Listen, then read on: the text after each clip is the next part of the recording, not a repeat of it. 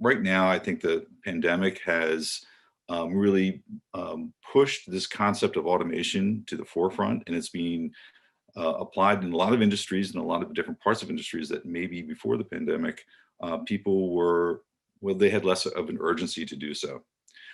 For hotels, the concept here is that through automation, you're going to be able to price your product in a way that better reflects true and current market and purchasing conditions. So given current conditions and what is really looking to be an unpredictable future for the next 24 months, I think this is the right time for industry to talk about this subject. Because up until now, most hotel revenue management, and this is really what we're talking about here, it's been based on historical precedent. We'll say, let's look at last month, last quarter, what's year over year. We're looking for the past and as to create a baseline to beat or improve upon.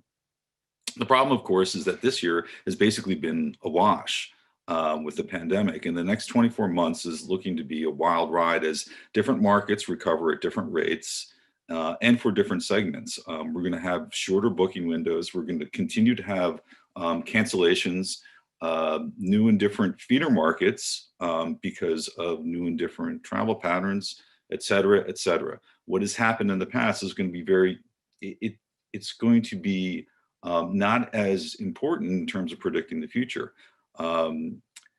So the question is, where does pricing automation come in and how can it help? Our panel today is going to explain how pricing automation is going to be a central theme for hotels today as they ride to recovery. And we're also going to be talking about the component parts of pricing automation and some of the tangential features and functions. Before we get into that, I'm going to ask the panelists to introduce themselves. We'll kind of just go around the table. We'll start with Michael Linton. Can you give us a small introduction? Sure, absolutely. Good morning, everybody. My name is Michael Linton. I'm Vice President of Sales at Pegasus for North America, based out of Las Vegas with a in-depth background in revenue management and online travel stemming from Wynn to Orbitz, Travelocity, and Vegas.com. Happy to be here with you all today. Thank you. Michael McCartan, can you please give us a quick background? Yes, good morning, everyone. Good afternoon, wherever you are. I'm Michael McCartan. I'm the Chief Growth Officer at Atomize, but I've got about 20 years experience in hotel technology, from distribution right through to revenue management technology. And yeah, for the last 5 or 6 years, specialized in revenue management, which is obviously what Atomize's current strength is. Excellent, thank you. And we have yet a third Michael Mernagh. Please give us a quick introduction. Oh, I think, Michael, you're still on mute. There you go.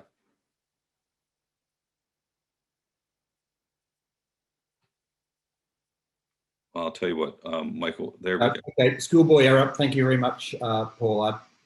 I will try not to go. So anyway, my name is Michael. Nice to meet you, everybody. Good morning, good afternoon.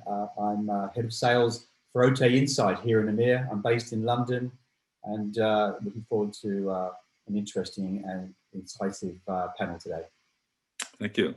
So we've got a lot of Michaels, so I'm probably going to sound a little bit formal as I say full names or Mr. or that or the other. So forgive me, we get too many Michaels on this webinar, I think. And then finally, we have Daan de Bruijn joining us from Sweden. Thank you, Paul. Yeah, and hi, everyone. Good morning, good afternoon. And thanks a lot to you, Paul, and to ROOMDEX for the initiative. My name is Daan de Bruijn. I'm the co-founder and head of sales at Bookboost, which is an all-in-one digital communication platform for the hotelier who believes that building a direct relationship with their guests throughout all phases of the guest journey, so from pre-booking, throughout pre-stay, in-stay, and also after the stay, is important. And I'm very much looking forward to the webinar today. Thanks for having me. Thank you. Thanks very much. And lastly, we want to ask Schaap to introduce himself. Yes, hi Paul. My name is Jos. I am co-founder and CEO at ROOMDEX. Founded the company last year, spring, just around the time COVID started. Prior to that, I was a founder of Stay in Touch PMS. Sold that to CG in 2018, and prior to that, I worked for 18 years as SVP of Product and Engineering for Micros on the Opera product development platform. Excellent. Thanks. So for the audience, we're going to try to also take audience questions today. There is a Q&A function within Zoom. We'll look at that. Sometimes people are using the chat. If we can try to keep in the Q&A, that's great, but we'll try to get to whatever questions that we can. We'll pause along the way. So please feel free. So we're going to go ahead and just kick this off. I'm going to let's start with the basics. Pricing automation. Michael McCartan, can you give us your definition of pricing automation and kind of tell us about what the core components of that are? Yeah, so thank you very much, Paul. So automation obviously is getting a lot of attention right now because of the unpredictable nature of demand based on the pandemic. But even before the pandemic, hotels that utilized pricing automation were at a competitive advantage because they were able to detect changes in demand patterns long before their competitors could, and they were able to adjust their pricing accordingly. So the result of that was they were able to push the right price to the right guest at the right time and capture a greater share of that demand. And that put them at, as I said, at a competitive advantage and maximize the revenue opportunities for them. I think the best example that I can give, and this goes back a few years, was a customer of mine was based in Glasgow in Scotland, and Ed Sheeran announced a new concert at short notice because the other dates had been booked out. And he announced this on a Friday night. And obviously the hotel's revenue team was at home. No one was looking at their revenue systems. And the hotel sold out in half an hour at really low prices because this concert was on a Sunday, which was a soft date for them. But had they had automation in place that detected those changes in demand, detected that activity on the website, detected the pickup and coming through on the books, they would have been able to adjust their prices in real time, push those prices out and validate whether those prices were optimal, and hence convert at much higher revenues than they would have done. So clearly there's an advantage for hotels that adopt revenue management. Driving that automation is really two key components in my opinion. And the one is a good, steady, reliable source of data. I see data as the oxygen that feeds the revenue management system, and without good data, it can't perform optimally. And the second is the ability for that revenue management system to optimize in real time. As with that Ed Sheeran example, it's no good detecting the changes in demand. You need to respond to those demands, those changes in real time. And we have a saying in Atomize that we don't live our lives in 8-hour chunks, which is typically when a traditional revenue management system would optimize. We live it second by second, and the revenue management system needs to respond second by second. So with those two components, you really are setting yourself up for success in terms of pricing automation. So look, a quick question on that. So what would you say the difference would be between something that's pricing automation in revenue management versus something that would be more like setting parameters, setting limitations? Is pricing automation, because I think there's been some level of controls over pricing digitally for a while now. What makes pricing automation different? Yeah, so what you're describing is possibly a rules-based scenario where the revenue manager would, based on their knowledge and of the market and of their strategy, define certain parameters, and based on occupancy or based on sort of price limits being achieved, price points being achieved, then determine a price change. But the reality is, by setting up rules, you're constraining your ability to actually push the right price at the right time. So you start limiting your ability to really maximize the opportunity in the marketplace. In that Ed Sheeran case, it was a very basic budget hotel, and they could have sold their hotel for nearly £200 a night because there was so much demand. But had they constrained that with rules, they probably would have stopped at £100 or something like that. Right. So, so Michael McCartan mentioned something about data being the oxygen. Michael Mernagh, I'd like to get you to weigh in on that concept. Yeah, thanks, Paul. Hi again, everybody. As Michael has already said, pricing automation is dependent on data from multiple sources normally, and it being accurate, real time to be that real time optimization, and it's got to be relevant data to automating pricing decisions. And so typically is sourced from both the internal hotel systems and external sources. And as we know, the data is traditionally historical guest booking behaviors, current on the books data, and rates from a fixed set of competing hotels. So obviously at the moment, as you pointed out, these are less reliable from setting pricing in this current market. And we've learned from our hotel partners that since the pandemic, guest booking behaviors have changed as travel restrictions are changing. Leisure and business events are no longer driving demand, like Michael's Ed Sheeran concert we referred to. And obviously there's less corporate travel. So we're also finding booking windows are shortened to as little as 2 weeks, and that hotels that have traditionally relied on corporate travel are now competing for leisure markets. So a hotel's competitor set is also much more dynamic than before. And importantly, our customers are telling us that this is here to stay. And as the market looks towards recovery and then for existence in the new normal, it'll be like this for the foreseeable future. So talking about data going into the pricing decision and automation as well, to improve the accuracy of pricing and automation, new data sources are needed to help identify opportunity to yield better RevPar and ADR. And that's why we're analyzing guest pre-booking flight and hotel search behavior, dynamically combining that with pricing from a wider set of competitors into tools to help hotels set prices based on forward-looking demand rather than only on traditional data components. Those traditional data components are not irrelevant, they are still relevant, but the dependency on making good, accurate pricing decisions is increasingly dependent in this market on looking at forward-looking data. So I think we all agree that the more data is going to be more oxygen and more fuel, but you'd mentioned something about relevancy.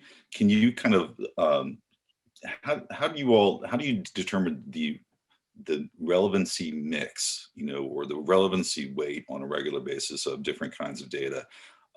Should the price of airline flights into a market, trump or be more, how is that more or less important than another piece of data that you may be pulling into the system, an OTA pricing, or who knows what? Well, from an RMS point of view, I think Michael would be way better, Michael McCartan would be way better to answer that, because from our side of the coin, we are ingesting a lot of search, customer behavior data, pricing data from the market, and we build our algorithms for our tools to weight that as you describe. It's machine language based. I'm not technical. I'm sure I could pull an engineer up who could absolutely give you great insight to that. But in terms of the pricing itself, the recommendations, etc., that's more Michael's bag. Yeah, Michael McCartan, do you want anything to say about, like, in terms of like data source relevancy and how that is managed? Yes, I mean, there is a danger that you take too much data and not the right data. And understanding the relevance of the data on the price and how reflective that is of demand is really important. You could get yourself into a bit of a tailspin if you start looking at the wrong data. So buyer beware, I suppose. You need to make sure that the data that you're consuming and ingesting is relevant and does give you a predictable insight into future demand, because that's ultimately what we're talking about. It's, you need to somehow understand what's happening in the future through these data signals, and not all data signals are going to be relevant, and some of them might actually give a false negative. So yeah, paying close attention to the data and the relevance of that is very important. Thanks. Speaking of like kind of breadth, Pegasus, Michael Linton, Pegasus deals with many revenue channels and many booking options. How are you seeing automatic or dynamic pricing fitting into the industry, especially in respect to the current like low occupancy conditions that are going on? Yeah, absolutely. I mean, really from the CRS perspective, it's, the vital goal on behalf of the CRS is really to deploy all the different segmented pricing decisions to the various different channels, right? Because you can't apply, it's not one size fits all, you know, and that you're gonna price your OTAs necessarily in the same way that you would price particular group or local or direct business. So, I mean, really what we've seen hotel partners doing in light of the pandemic is leveraging the tools available within the CRS to segment out that pricing strategy to make sure that they're optimizing, you know, the overall ADRs and Revpar coming in to the property. Because I mean, I think one of the Michaels mentioned that we're seeing a much shorter booking window. So hotels have to be prepared to, you know, adapt to that. So traditionally they may be used to a 30-day booking window, you know, 45, 60-day booking window. Customers are now booking a couple of weeks out. And that's been a pretty drastic change, particularly here in Las Vegas, where you have properties with, you know, in excess of 4,000 rooms on average. That can be quite a task, and it can lead people to panicking, I think, by, you know, dropping rate and trying to fill the property up, which is never a good thing. So, you know, I think that the key is to have a CRS that has strong interfaces with various systems and all these data sources to bring it all together and to deploy that strategy out, you know, to a T. It's something that can be quickly adapted and maneuvered based on market conditions, because things are changing at a much more rapid paces this day and age. Yeah, yeah. Jas, what are your thoughts on what he has to say there? I mean, you have a kind of a wide experience with PMS and working in different markets. Yeah, I mean, I think that Michael Linton hits a few good points, and I think, you know, to follow what Michael McCartan was saying about the Ed Sheeran experience, I think what's happening, especially the last 9 months, with people booking late, we can also see it in our application that the booking windows are very short, and they're actually days, sometimes the night before they book, because it's so hard to determine, can I go, can I not go? So people wait last minute. There's no, if you book last minute, the pricing is usually not very high, so it doesn't really matter to wait that long. But I think what it does is that for revenue managers, that it complicates adjusting the price in time, because if consumers book usually at night, whereas business people book during the day, at night the revenue manager is no longer around, is probably doing his own thing. So the price is not being adjusted to Michael McCartan's early point, where everything is automated. You have the advantage of all these last minute bookings for every channel. You always have the system will have awareness of that. Whereas if you're a revenue manager without a system, you can do it, but it's very complicated to manage that on a spreadsheet at last minute and adjust the price. So I think, especially right now in these low occupancy times where the booking window has shifted from far out to very close by on many multiple channels, automation can really help and drive that rate up a little bit. It might not be much, but right now I think every little bit helps to get people to A, come to your hotel, and B, spend a little extra in that hotel. So I think automation is key with any booking pattern and every occupancy level. So Michael McCartan, I'd like you to, if you could kind of respond and expand on this concept of the impact of pricing automation on improving rate and RevPAR. Because I think obviously most of the folks that are dialing in today, they see in boosting ADR and Revpar, and that's, pricing automation is fun and all, but we're looking for this outcome. And so how does pricing automation address that? Yeah, well, pricing automation definitely drives higher ADRs and higher RevPARs. Ultimately, the objective of revenue management is to provide the optimal price in relation to guests' willingness to pay. So this concept of willingness to pay is a subjective measure, and you can only determine that by putting a price out there. And you'll see there will be X number of people looking to book a hotel room in your destination at any point of time. Some of them will be very price sensitive, others less so. And you need to constantly test and run tests on those guests or those people that are looking to book your property to test their willingness to pay. And so you have to run some simulations. And it's through those simulations that you determine the optimal price to convert those guests for the maximum amount of revenue. And if you're able to do that through a combination of understanding the data that's been fed to your system, that forward-looking data that we spoke about, but also the data that's coming from your internal systems as a validation that you're now capturing, you've now pushed out the right price and converting it at the maximum amount of guests at that price point. It's a constant feedback loop. You push the price out, you test it in the market, you run simulations to understand whether you're capturing the right amount of revenue. If it doesn't tally, you then drop the price or increase your price again, and the cycle continues. So by doing that and constantly doing that, to Jos's point, you're then able to make micro changes to that price and constantly ensure that your price is the right price.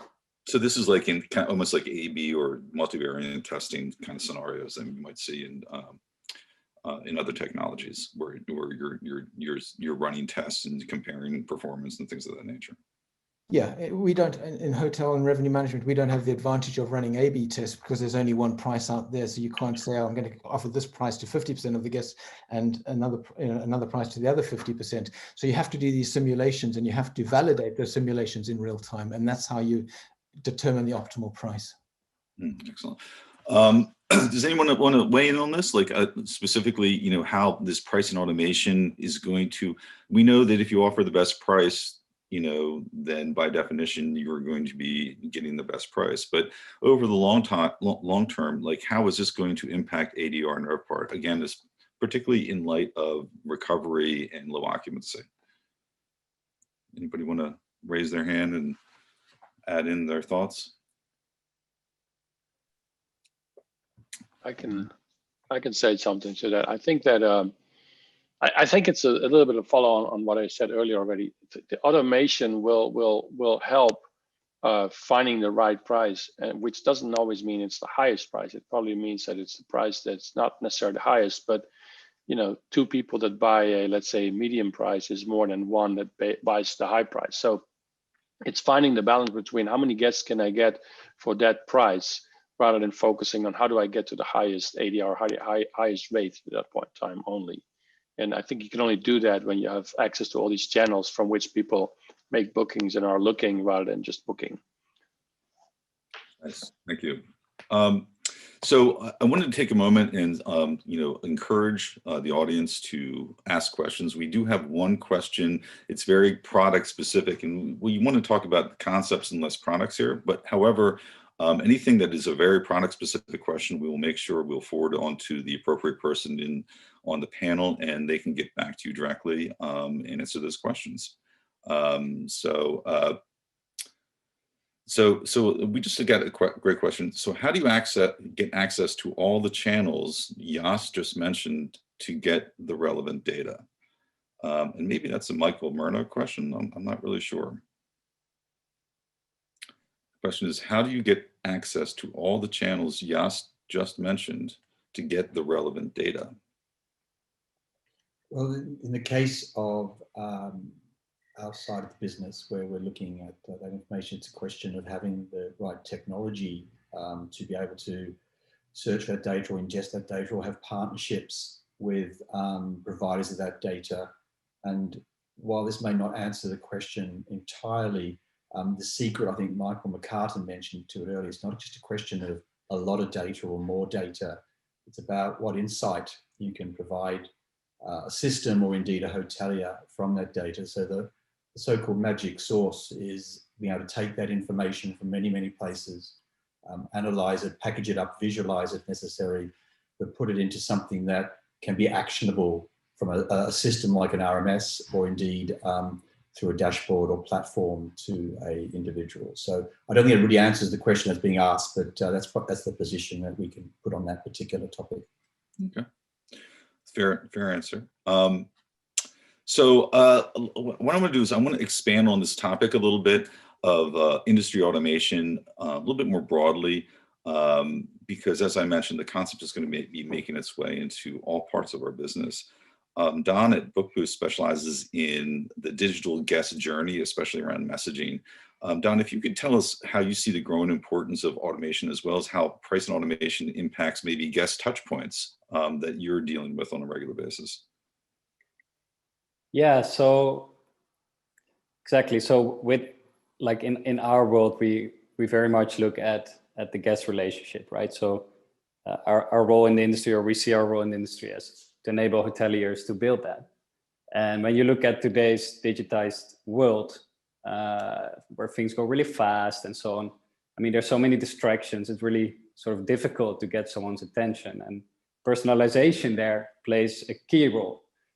So, I mean, everyone wants to feel special, and so with automation, the key really is to utilize that in such way that it doesn't interfere with treating your guests as unique individuals. And to just give an example of that, because the trick really is to make someone feel special.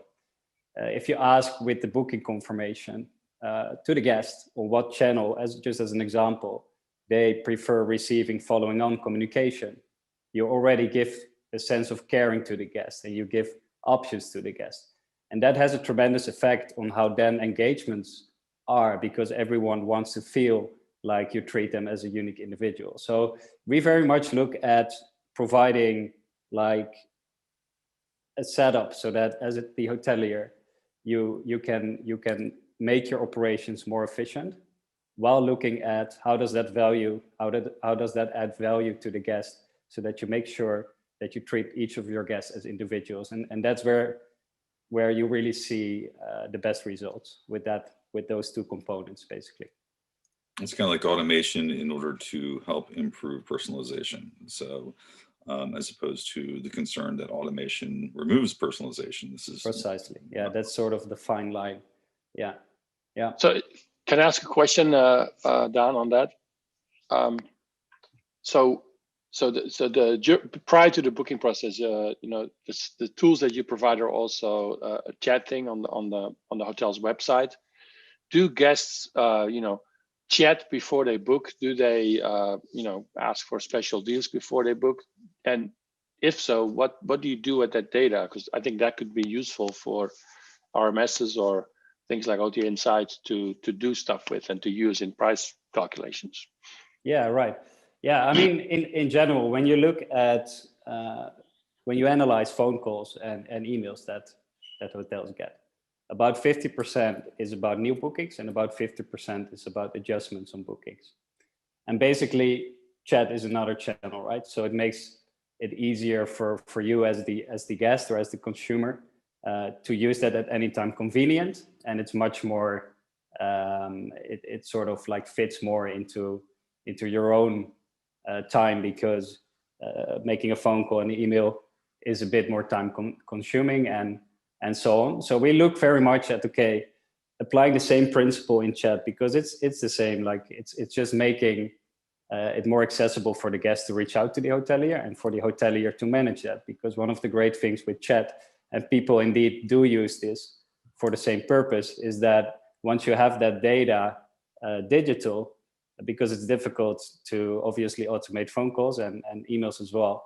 And the great thing with chat is once you have that data digital, then you can start to see patterns as well, and also use that for driving direct bookings.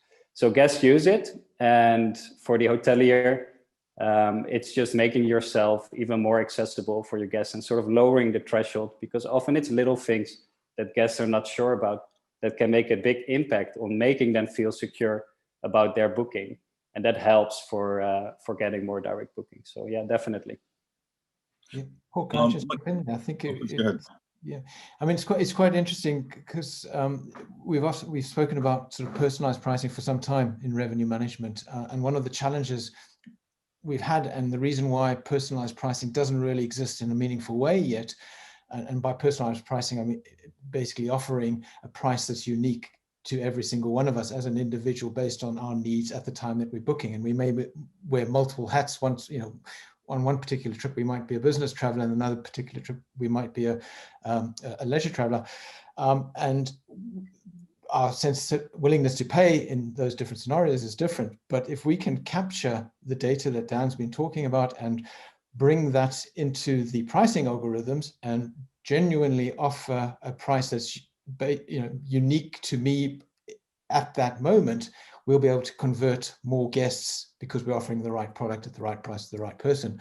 But it's been really difficult. And one of the big challenges as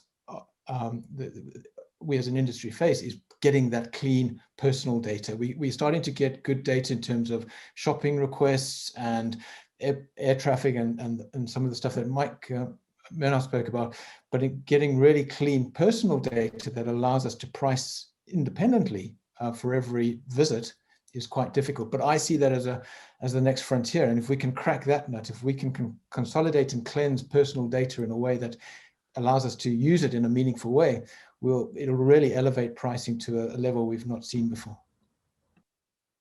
Interesting. Mm. Michael Linton, I want to give you an opportunity to speak on this. We've been talking about a lot of different things regarding automation. And again, from your perspective, your company has a kind of a breadth of touch points on a lot of different technologies. How is automation impacting the guest experience, and how is it impacting how your product is being delivered? Sure. Yeah, really, we're seeing that you're trying to touch every logical point of the guest journey that you can with data automation to make that experience as personalized as you possibly can. From the time that they see an ad for your property via Google, perhaps, we're seeing pricing automation going into there where you're showing actual live rates and inventory messaging right there from the initial advertisement they're seeing in Google down into the website, where you're wanting to automate pricing and start positioning and showing a price on the website itself, down through the booking engine. And then, it hands off into what Daan was saying, into, chat, as well as on property communications between that guest. I feel like it's a matter of bringing all those platforms together and really synergizing that overall guest experience for consistency from start to finish. And I think that that's where the industry is heading ultimately, because, the more people become used to checking in from their phone when they land and not having to go to the front desk and then being able to walk directly to a room, the more reliant they're going to become on those types of technologies and conveniences. So I think it's important for various companies to always come together and leverage that data. So that's really what we're seeing. And ultimately, I agree with Michael in the sense that for each of those touch points, it's ideal to eventually be able to present a unique rate to that person at every single touch point. But things that we're seeing that are immediately available are things like welcoming the customer back once they visited your website and they've conducted a search for a specific set of dates. Don't act like you don't know them when they come back. Serve up the exact dates that they had served previously. We're seeing tremendous increases in conversion rate from little things like that. And I think building upon that is what's going to be really what brings the new wave for unique and personalized pricing. Yeah, I think that when it comes to trying to, everyone talks about the booking funnel and improving conversion, and that personalization of pricing. If you know that they've looked for something, they're coming back, they're obviously comparing pricing. What can you say? What can you do to the price, and what can you say about the price that could improve that conversion? I like that. Michael Mernagh, you and I had spoken the other day offline about different ways your market data is getting to customers. Can you tell me a little bit about how revenue managers best work with automated pricing and automated data feeds? Yeah, I think it's a common question. Do you go 100% automated, or do you simply take recommendations and apply them manually? I think the realistic answer is a combination of both, Paul. Actually, I think automation can get to pricing decisions fast, and the revenue manager can be pretty confident that it's a data-driven decision. And often, many times it can go straight into the systems and price accordingly. But I think in these uncertain times, as mentioned already, we are a little less reliant on those historical bookings, those on the books data and pricing from competitors. And so the revenue manager, can weave in, knowledge about future demand and maybe customer intent by using tools given that information and then, you know, fine tune some of those price recommendations. So automation all the way to creating a price recommendation, in some cases automated go to the system, but maybe just a pause, give a revenue manager the opportunity to apply some additional insight or expertise. But we can take it one step further, right? I mean, we can create extra automation by having the RMS take in or digest this travel to booking intent and forward-looking data. And this is something that we're already doing with Atomize and Michael here on the call. And it's helping them take on that forward-looking customer intent data into their algorithm and improving the accuracy of the price decisions in their solution. So we could be pretty close to not, we're never going to eliminate the revenue manager. That's the last thing I want to do. I want to enable them so they can make good value decisions and not spend their time digging into the data.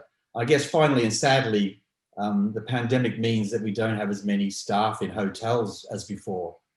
So increasing automation is ultimately necessary to do the same or more work with less people. So I can see hotels coming out of this period embracing certainly more automation as a result.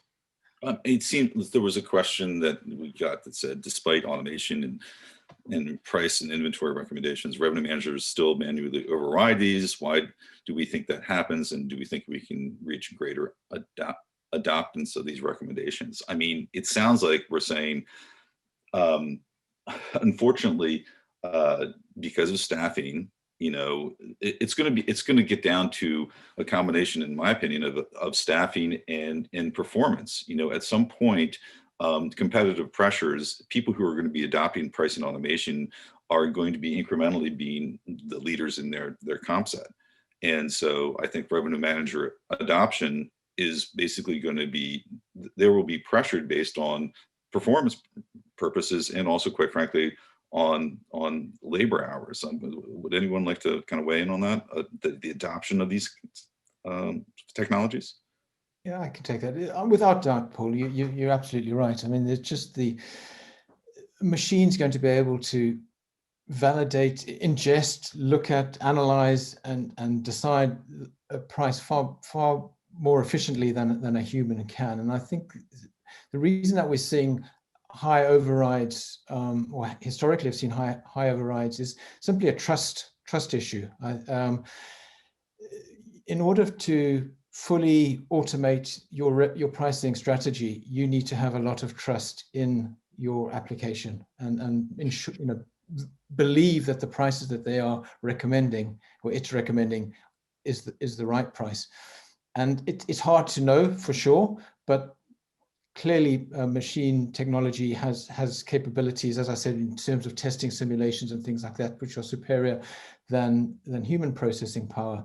But it is beholden on the system to provide sufficient metadata around that pricing to satisfy the user that this is the right price. So they don't have to spend a lot of time analyzing and deciding whether the machine was right or wrong and overriding. It was quite interesting. One of my previous customers, actually, they were seeing up something like a 30-40% override rate from their revenue management team, and they felt that was suboptimal. Why were they paying, you know, for a revenue management system when nearly half of the time the pricing decisions would have been overridden? And so they wanted to see what was happening. What was the revenue manager right, or was the machine right? And it was inconclusive. You know, sometimes the revenue manager was right, sometimes the machine was right. But I think as we start consuming more and more data, as there's more and more time pressure on revenue managers, I think there's going to be an inevitable case where that trust is just going to have to be developed. And it's beholden on companies like mine to deliver that trust and validate and provide the metadata, as I said, around those decisions, so that the revenue manager is comfortable just letting it run on autopilot.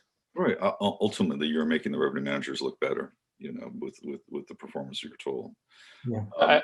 Also, Paul, I think, just to add to that, I think the traditional manual revenue management process is very much focused on what happened in the past and some forecast that goes, you know, pretty far out.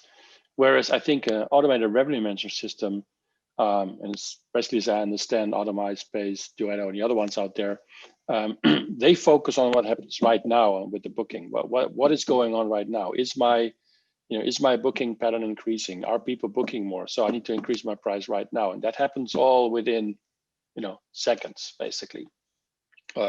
So I would almost think that would always, especially now when the future is kind of very uncertain. And I've talked to many hotel managers and revenue managers, and it's very hard to forecast right now because nobody knows really. But then an automated system that can track what's going on today, tomorrow, and the day after can immediately adjust and increase or decrease the price. I think that it seems to make very good use of revenue management tools right now as well. So we've been talking a lot about the acquisition side of the business. I think that, where everyone is always obsessed with getting the reservation. The reality is that we have relatively low occupancy, and what we really want to do is we want to try to maximize the dollars that we're getting out of the guests that we get, because occupancy is going to be low. Hence, I think that there is more of a focus on upsells and add-ons that right now, the pricing of which are rarely, if ever, automated. I guess my question for Michael McCartan is, do you see those other revenue channels being automated in the future? What do you think about this? Yes, I do actually. Essentially it's just inventory, and any piece of inventory can be yielded and can be priced automatically. It is contingent on there being sufficient data, and I think that's possibly why we haven't seen a big demand for that yet, or massive step progression in terms of pricing that ancillary type stuff, because the access to the data is limited. But already you can see it in terms of room upgrades. If you independently yielding your different room types, you can then very easily offer a dynamic room upgrade. So if I book a standard room 3 weeks in advance, and demand for my standard room is increasing up to the day of arrival, so the price is increasing, but I'm not seeing the same pickup for my superior rooms. In other words, the system should reduce that the price for the superior room. It offers a natural and an affordable upgrade path for someone who booked the standard room a while ago. So you're not, what would typically happen in a hotel is they would give that upgrade to that person for free when they checked in, because they'd be diluting revenues. So just 2 to 3 days before arrival, offer that same person an upgrade, because you have all the data, what the price for that superior room is. Just offer it to them as an increment on what they've already spent. And right. the more we can do that, the more data we have around other services, the more we'll be able to dynamically price those. Yeah. Dan, what's your perspective on that concept of kind of the ancillary services and how automation is impacting those? Yeah, right. And then we're actually looking into TRevPar, right, which stands for total revenue per available room. So that includes ancillary revenue. And yeah, indeed, totally, like, the number one reason why there's a select number of hotels that are actually successfully utilizing that is that most workflows are still manual and inconsistent. So to really successfully do this, you can look at it as a framework. So where you first find a way to actually reach your guest, and ideally with a personal and message and in a way that resonates. So then the guest is more likely to also convert on if you send them an offer, for instance, because it feels it's relevant for them. So once you've succeeded in that, then you need an operation system that makes sure that then the service actually gets delivered, and a workflow that enables that for your operations, right? And then you also need to monitor that so that you can look into the results of what it's doing, and ideally also ask the guest how that service has contributed to their stay. So ask for a feedback loop, whether that has done good or not, so that and that you can measure on how this is also impacting the guest experience. And once you have all that in place, and of course there's some part of there that you should and can automate, then you can start looking into conversion rates. And here at Bookboost, we're a big fan of personalization. That's what we're thinking about a lot. And yeah, the key really is that once you are relevant and once you can send value-adding messages that guests feel engaged on, then they're also much more likely to engage on offers, because they rather feel like you're thinking about them and you're caring about them than that you're like pushing something on them. So Sure. that's a little bit how we look at it. So I think that as a segue, I want to we were talking about ancillary guest services. We're talking about improving conversion. Jas, can you tell us a little bit about your experience that you're seeing at your company in terms of the performance of conversion in ancillary guest services, specifically like early arrival, late departure, that kind of thing? Yeah, I certainly can. I think Michael McCartan mentioned that earlier, Daan as well. When you offer auxiliary revenue, you have to ensure you can fulfill it. It's, from a pricing point of view, hard to get by the pricing, unless I think it's room revenue related. So just as machines and technology is optimizing the price to buy the room, I think there should also be a good process to automate the pricing of the upgrade, as well as the pricing of, for example, early arrival and late departure. I mean, there is the belief, contrary to the belief, that guests don't want to, should get an offer for an early arrival or late departure for free. They actually don't mind paying for it at all in many, if not most cases, if it's guaranteed that they can get into the room early and can stay later if they need to, especially now with everybody having to stay away in social areas and all that kind of stuff and social distance. But even prior to the COVID pandemic, when I was at St. Touch, where we had also early check-in and late check-out as part of the application, it was doing really well, providing the pricing was normal. Now, if you can automate that pricing, you can actually enhance the ADR that you get from a 1 or 2 night stay very easily with proper offering of room upgrade and early check-in and late checkout. And we've offered this solution as part of our product now for the last 2 months, early arrival and late departure, and we've seen great uptake on it. 68% of the people bought one or the other, and the average price increase basically adds up to 30% to the 1 night stay, which is significant. If somebody pays $150 for a room and you can get another $30, $40 just for an early arrival, late departure, and everybody's happy, that's a great thing. The importance, though, and this is what Daan mentioned, is you have to be able to deliver on it. So that requires some automation. You have to make sure that each room type to which you offer early arrival or late departure has plenty of rooms available to offer that early arrival, so that there is no constraints at the front desk and that it can easily be fulfilled and everybody gets what they want, which I think can only be achieved if you truly automate it. And to the point of offering automated pricing for upgrades, I think that's also key, because the price of the upgrade that you offer has to be in line with the rate that the guest paid. It doesn't make sense to offer your standard upgrade of, let's say, $100 for somebody that paid $100 for the room that he bought. If that person had bought $300, he may be willing to pay $100 for the upgrade. But somebody who paid $100 is not going to pay the same amount again to get an upgrade. Otherwise, he would have bought it in the first place. So there again, I think the optimization becomes really important, and that kind of can only be done automated. Yeah, I mean, it's sort of personalization. It's not exactly personalization, but it's sort of. Yeah. So, Michael Linton, from your perspective, like we're talking about, ancillary guest revenue sources, guest feelings about early check-in, late departure, optimizing the revenue you get on all revenue streams. What's your perspective on this? Sure. I mean, we see lots of hotel partners making great use of ancillary opportunities, upsell things like early check-in, late checkout. I agree that you have to figure out a way to inventorize that, and the way we've traditionally done it is you hook it to a particular rate plan room category that once you sell through a certain amount, you don't offer that particular add-on item on that particular day.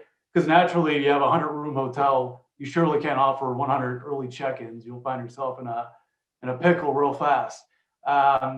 So in addition to that, what we've seen, and it's particularly become important during the pandemic, our customers offering their own version of a trip insurance, which, I'll charge you $30 more and you can cancel up until day of arrival, but whether or not you cancel or stay, I'm keeping that $30. So they've in turn increased the value of the reservation while providing the customer with the comfort and flexibility of knowing that they could cancel without forfeiting their entire deposit. Yeah. I wanted to, we're coming towards the top of the hour here, and so I wanted to actually get to a question or two from the audience. Somebody has written about sometimes revenue management managers use gut instinct. They know their own business segments and so forth, and they say ultimately customer lifetime value needs to be written into the equation, particularly when it comes to pricing automation.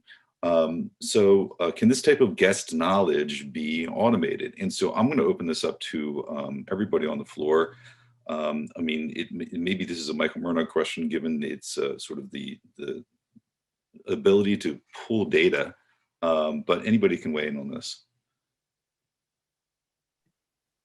I think Michael talked to it briefly. It's something that we've been talking about for a long time, something we all want to do.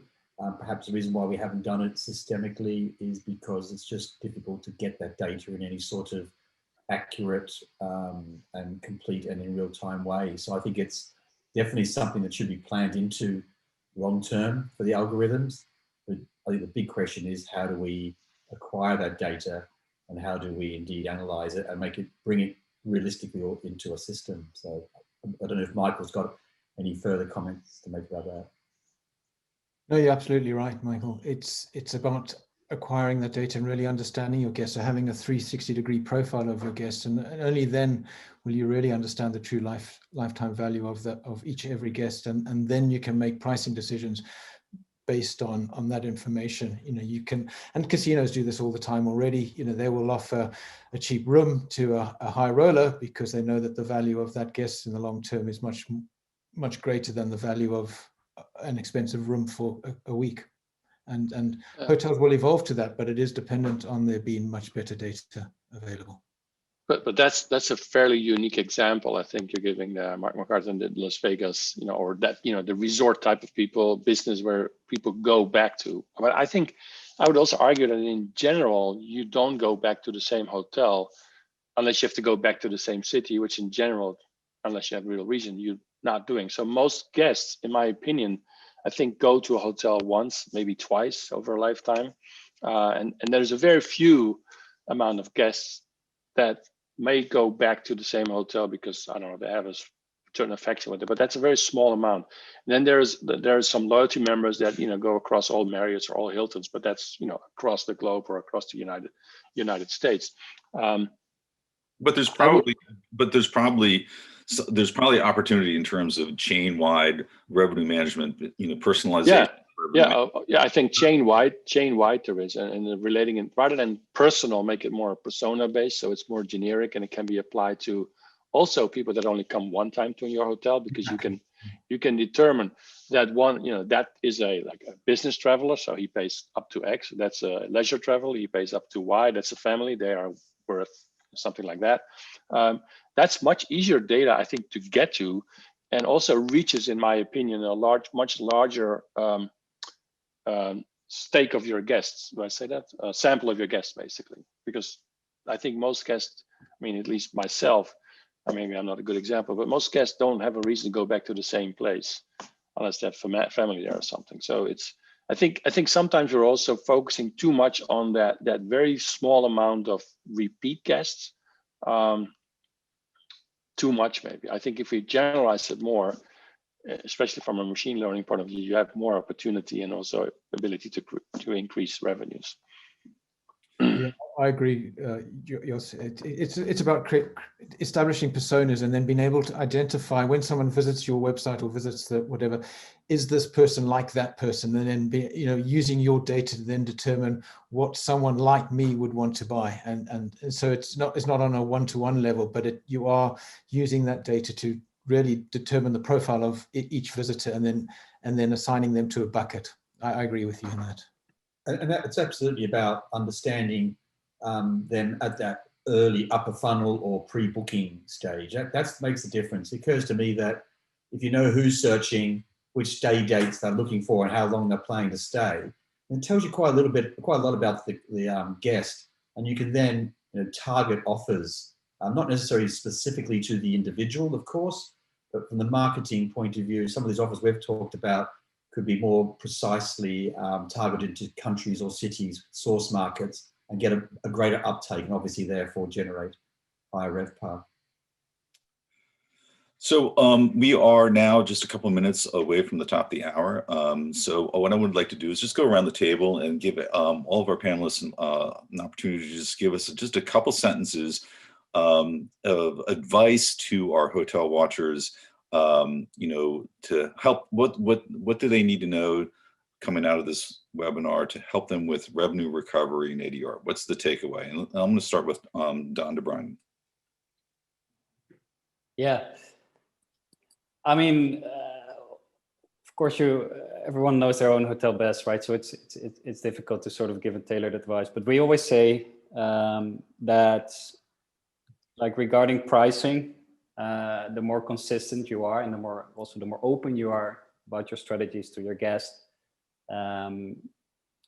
sort of the more sustainable you'll formulate your strategy. And what we look at a lot is like how you can be unique and different, because that's really what keeps a memory for you as a guest. And perhaps look at your guest journey. We often advise do an exercise, pretend you're opening a new hotel, and sketch your whole guest journey out, and see where there are certain moments of truth where you can really shine as your brand. Identify moments that are very important for you to convey a certain message, and try to do something different than your competitors, because that's really what sticks, and that's what people remember, and that's what will make people go back to your hotel if they do so. That's good advice. Good advice. Michael, Linton, I'll let you give us your 2 sentences of advice.